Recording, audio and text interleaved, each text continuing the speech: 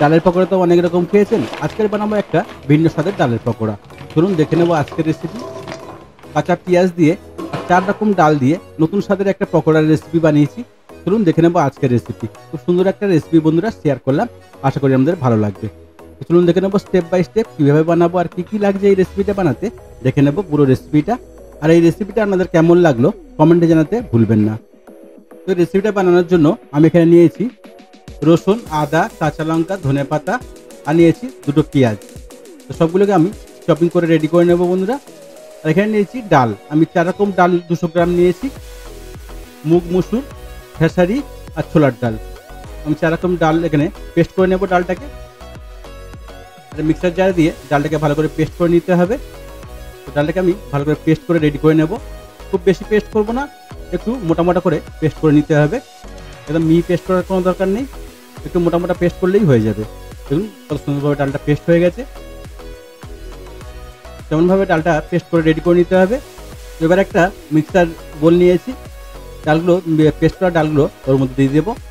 ডালের পকোড়া আপনারা অনেক রকম খেয়েছেন, একবার এমনভাবে বানিয়ে খেয়ে দেখুন, এর স্বাদ ভুলতে পারবেন না। তো বন্ধুরা আমার ডালটা পেস্ট হয়ে গেছে, এবার আমি সবগুলো চপিং করে নেব। পেঁয়াজ, কাঁচা লঙ্কা, আদা, রসুন আর ধনেপাতাটাকে চপিং করে রেডি করে নেব। দেখুন আমাদের ফাইন চপ করে নেব। দেখুন এমনভাবে ফাইন চপ করে নিতে হবে। দেখুন সবগুলো আমার চপিং করা রেডি হয়ে গেছে। আদা, রসুন, ধনেপাতা, কাঁচা লঙ্কা, পেঁয়াজ সবগুলো চপিং করে রেডি করে নিয়েছি। এবার আমরা পকোড়ার ডালটাকে ভালো করে মিশিয়ে নেব। তো প্রথমে আমি এখানে দেব পেঁয়াজ। আমি এখানে 2খানা মিডিয়াম সাইজ পেঁয়াজ নিয়েছিলাম, চপিং করে নিয়েছি। আর নিয়েছি 3 থেকে 4খানা কাঁচা লঙ্কা। লঙ্কাটা আপনারা বুঝে দেবেন যেমন আমরা ঝাল খেতে পছন্দ করেন। আর দিয়েছি 1 টেবিল স্পুন আদা চপিং আর 1 টেবিল স্পুন রসুনের চপিং।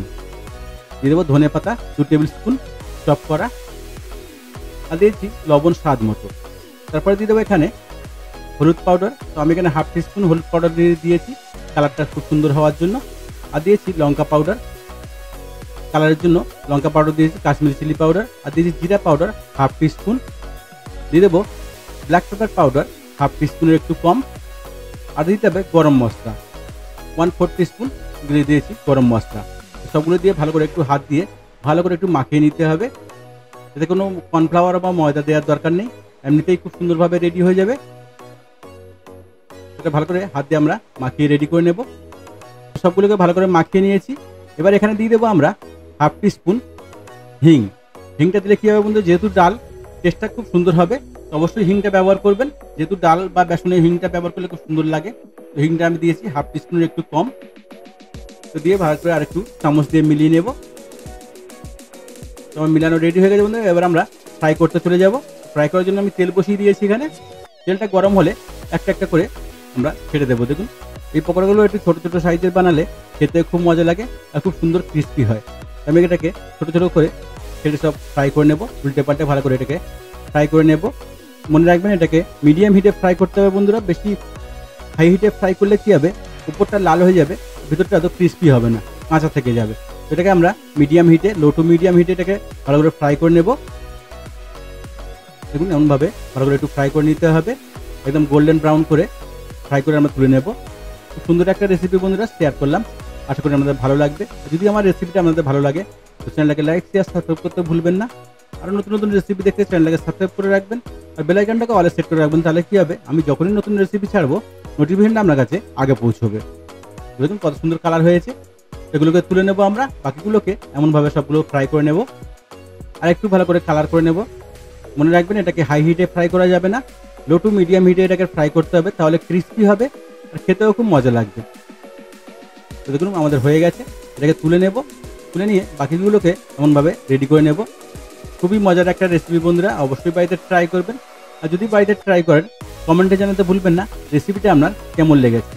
বাচ্চা থেকে বয়স্ক সবারই পছন্দের একটা রেসিপি, বিকেলের চায়ের সাথে খুব মজার একটা রেসিপি।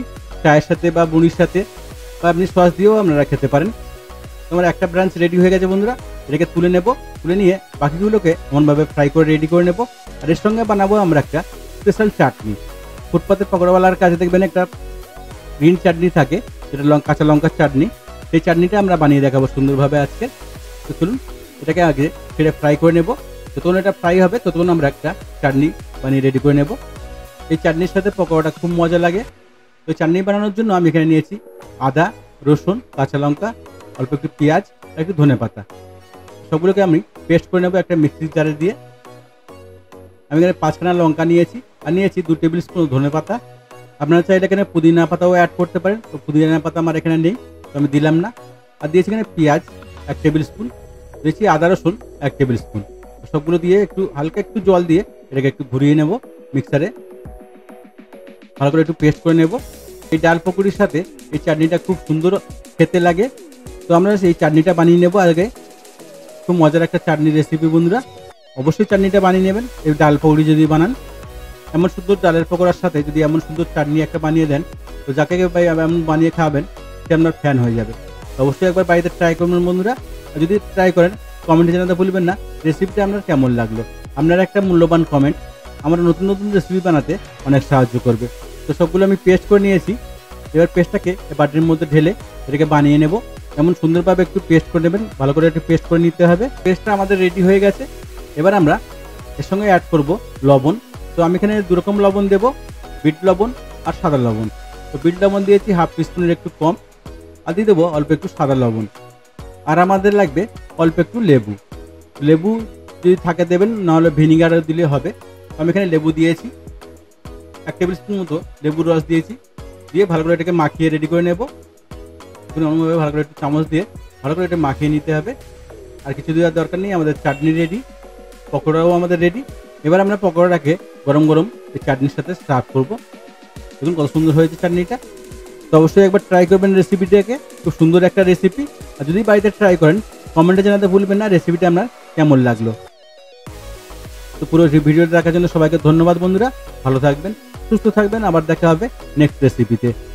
আর কে কোথা থেকে আমার রেসিপিটা দেখছেন অবশ্যই কমেন্ট করে জানাবেন। যদি ফেসবুক থেকে দেখে থাকেন তো পেজটাকে ফলো করতে ভুলবেন না। আর যদি ইউটিউব থেকে দেখে থাকেন তো চ্যানেলটাকে সাবস্ক্রাইব করে নেবেন। তাহলে কী হবে, আমি যখনই কোনো নতুন রেসিপি ছাড়বো নোটিফিকেশন আপনার কাছে আগে পৌঁছবে। আর কী ধরনের নতুন নতুন রেসিপি আপনারা দেখতে চান অবশ্যই কমেন্টে জানাবেন, সেই সব রেসিপি নিয়ে আসবো আপনাদের জন্য। ধন্যবাদ, ভালো থাকবেন, সুস্থ থাকবেন, আবার দেখা হবে নেক্সট রেসিপিতে।